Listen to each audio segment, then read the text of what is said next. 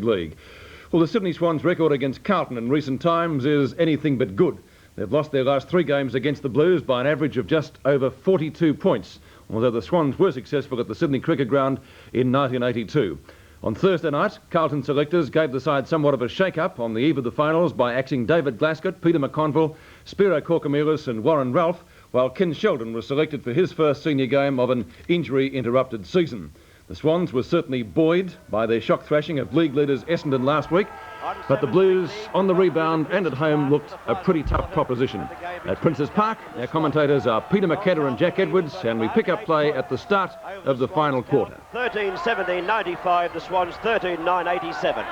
Malin got the ball down to Hunter. Hunter a great first quarter against Carter, but since then Carter's got on top. There's a hand pass. Browning's had his usual tremendous quota of kicks up towards centre wing, and the ball's taken over the line by English. A very good third quarter was played here at Princes Park, where at one stage the Swans looked like running away from Carlton. Carlton fought back when their little men started to get back into the game, and then of course at three-quarter time we saw them with a lead of 8 points. And now it's up to the Swans kicking into the breeze to see if they can fight back. Murphy has a flying kick up towards the forward line, straight over the line and out of bounds on the full. But a big task here for the Swans, Jack. I think you'll agree, because certainly their wind is favouring the end that Carlton is kicking to. Yes, but Carlton in the second quarter only kicked 3 goals 10, which made their task that much harder.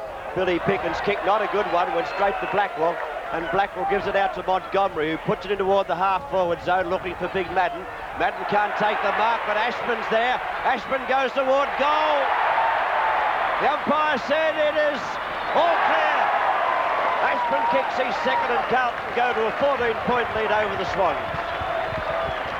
Yes, and that's going to make it a lot harder now for the Swans. As I said, the breeze favouring the end. The Carlton is kicking too, and Carlton, halfway through that third quarter, really started to lift their game and started looking like the Carlton side that we expect when, as I said, those little men started to come into it. But I'm still not convinced, Jack, about their forward setup, with Madden down at full forward and Hunter playing up around near McClure.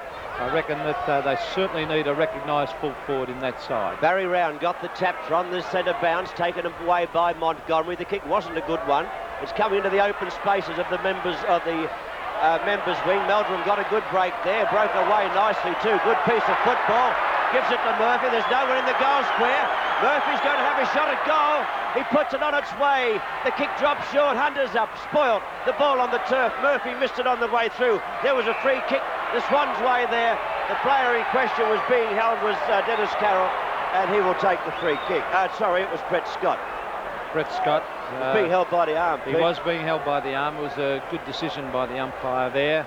And the umpire in question there was Jeff Morrow. At centre-half back, Brett Scott on that left foot of his as he kicks it looking for Round. Round was shoved out of the way by Jones, marked by Blackwell. He plays on. He's played a good game today. Blackwell up towards full forward. Carter almost took the mark.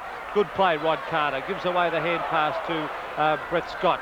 Scott out wide towards his teammate Ian Roberts. Roberts runs away from the half-back line up towards centre wing area it goes. This is Craig Potter, their young recruit. Back it comes to Ian Roberts. That was good football by Roberts. Left foot up towards... lovely mark on half-forward flank. And that looked like, was it Tony Moore or Wayne Carroll? Wayne Carroll, I thought. Wayne Carroll took a couple of screamers. Plays on.